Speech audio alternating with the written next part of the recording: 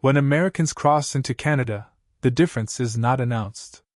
There are no dramatic shifts in architecture or language, no obvious signal that life is about to feel unfamiliar. The streets look similar. The brands are recognizable. The rhythm of daily life appears nearly identical. And yet, almost immediately, something begins to register beneath the surface. The atmosphere feels softer. The pace slows just enough to be noticed. The emotional volume of public life turns down. What many Americans experience is not culture shock in the traditional sense, but a quiet recalibration.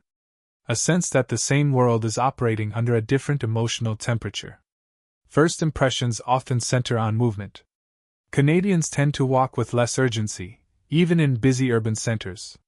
Sidewalks flow without the sharp weaving common in many American cities. Conversations sound calmer, less performative. People wait their turn without visible frustration. Drivers pause longer at crosswalks. These are not dramatic behaviors, but together they create a feeling of spaciousness. For Americans accustomed to navigating crowds with a degree of vigilance, this subtle calm can feel disorienting. The environment feels familiar, yet emotionally unfamiliar, as if the pressure normally carried in public spaces has been partially released. Social interactions reinforce this impression. Politeness in Canada is not exaggerated, but it is consistent. Apologies are offered reflexively. Gratitude is expressed even in routine exchanges. A bus driver is thanked. A door is held without impatience. These gestures are not framed as kindness, they are treated as default behavior. For many Americans, this consistency feels almost rehearsed at first, as if everyone is following an unspoken script. Over time, it becomes clear that the behavior is not performative. It reflects a cultural preference for minimizing friction and maintaining social harmony, even in brief encounters with strangers. The pace of conversation mirrors this restraint. Voices are softer. Interruptions are rarer. Disagreements, when they occur, tend to remain contained. Public arguments are uncommon, not because conflict does not exist, but because escalation is socially discouraged. In contrast to the more direct and expressive communication style common in many parts of the United States, Canadian interaction often prioritizes emotional moderation. For Americans, this can initially read as emotional distance. But the longer the exposure, the more it begins to feel like emotional safety. This sense of safety extends beyond interpersonal behavior and into the physical environment. Canadian cities often feel less guarded. People sit comfortably on public benches. Headphones are worn without constant scanning. Bags rest on the floor of cafes without being hooked tightly to chairs. Children appear in public spaces with a level of independence that can surprise Americans. These moments do not suggest the absence of risk, but rather a different relationship with it. The baseline assumption is not that danger is imminent, but that order and trust are more likely than threat. As Americans move through these spaces, the contrast becomes increasingly noticeable. The nervous system responds before the intellect does. Shoulders lower. Walking slows. The constant background alertness many Americans carry begins to fade, replaced by a quieter awareness. It is in these small bodily adjustments that the deeper cultural difference first reveals itself, not as an idea, but as a feeling that life, here, is allowed to move at a gentler speed. That gentler speed becomes more apparent in the structure of daily life. Workplaces in Canada tend to reinforce moderation rather than glorify endurance. Long hours exist, but they are not universally celebrated. Leaving on time is not framed as a lack of ambition. Paid vacation is treated as a normal part of adulthood, not a privilege to be negotiated. Offices quiet down in the evenings, and weekends retain a sense of separation from professional identity.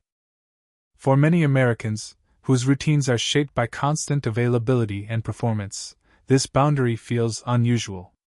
Time is not squeezed as tightly here.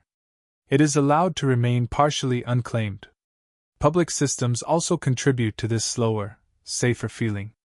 Healthcare, despite its imperfections, removes a specific kind of anxiety from everyday life. Canadians discuss doctors, clinics, and hospitals without the financial fear that shadows similar conversations in the United States. A medical issue is framed as an inconvenience, not a potential financial catastrophe. This changes how people approach risk, rest, and recovery. Sick days are used without apology. Injuries are treated without negotiation. Over time, this quiet assurance filters into the emotional climate of society, reducing the constant undercurrent of stress that many Americans consider normal. Money culture reflects a similar restraint. Displays of wealth are subdued. Status is not loudly performed through consumption. Conversations rarely orbit around income, titles, or personal achievement. Success is measured more subtly, through stability, balance, and quality of life. Modest homes, practical vehicles, and understated clothing dominate public spaces. This does not signal a lack of ambition, but a different hierarchy of values. For Americans accustomed to environments where success is visible and competitive, this cultural modesty can feel both refreshing and disorienting. The absence of comparison creates a quieter social atmosphere, one with fewer emotional spikes. Seasonal rhythms reinforce these patterns. Winter, in particular, shapes Canadian life in ways Americans often underestimate. Cold weather demands preparation, cooperation, and patience. Snowstorms are met with collective routines rather than disruption. Neighbors shovel shared paths. Cities adapt without panic. Life continues, but at a measured pace. This repeated experience of environmental humility fosters resilience and interdependence. Nature is not something to be conquered, but something to be managed together. Over time, this shared endurance strengthens social trust and reinforces the idea that individual comfort is connected to collective effort. Everyday interactions continue to reflect this mindset. Lines move steadily without confrontation. Drivers yield more often than they compete. Small inconveniences are absorbed without drama. There is an unspoken agreement to reduce friction wherever possible. For Americans, especially those from faster, louder urban centers, this can initially feel like emotional flatness. But gradually it reveals itself as emotional regulation at scale. A culture designed to prevent escalation rather than react to it. As Americans spend more time in Canada, these differences stop feeling external and begin to influence internal habits. Speech softens. Reactions slow. The urge to assert space diminishes. What once felt strange starts to feel normal, even necessary. The environment does not demand constant readiness. It allows for pauses, for neutrality, for silence. And in that space, many Americans begin to recognize how much tension they carried without realizing it, and how unfamiliar peace can feel when it first appears. That recognition often marks a quiet transformation. The longer Americans remain in Canada, the more the softness of daily life reshapes their expectations. Public calm stops feeling like an anomaly and begins to feel like a standard. The absence of constant urgency becomes noticeable only when contrasted with memories of home. Loudness, impatience, and hypervigilance start to register as learned behaviors rather than natural ones. Canada does not remove stress entirely, but it redistributes it. Pressure exists, yet it is less concentrated in every interaction, every errand, every commute. Safety plays a central role in this shift, not as a statistic, but as a lived experience. Canadian cities carry a different emotional weight. People move through them without the same defensive posture. Disagreements rarely carry an edge of fear. Public spaces feel less charged, less volatile. The reduced presence of that underlying tension changes how people relate to one another. Trust becomes easier. Neutral interactions feel genuinely neutral rather than potentially threatening.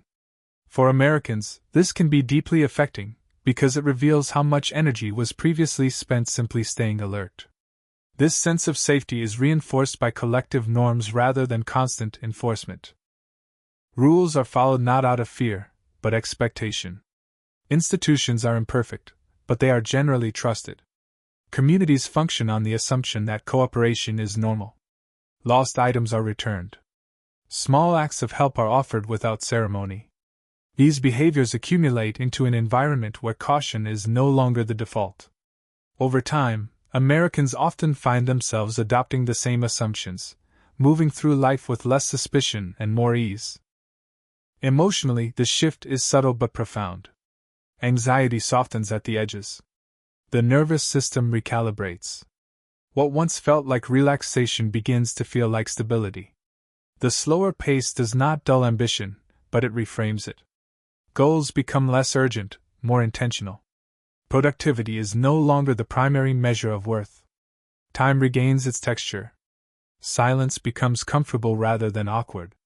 Space feels shared rather than contested. Canada does not demand this transformation. It does not announce it or celebrate it.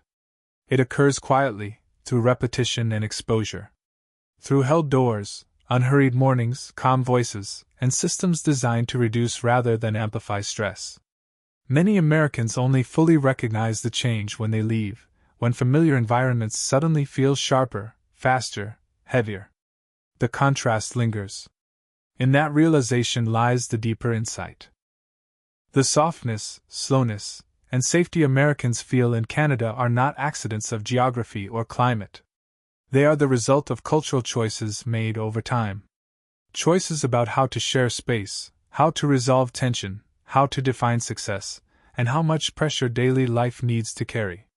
Canada offers a version of normal that feels gentler not because it lacks complexity, but because it manages it differently. And for many Americans, that difference leaves a lasting impression, one that quietly reshapes the way they understand what everyday life can feel like.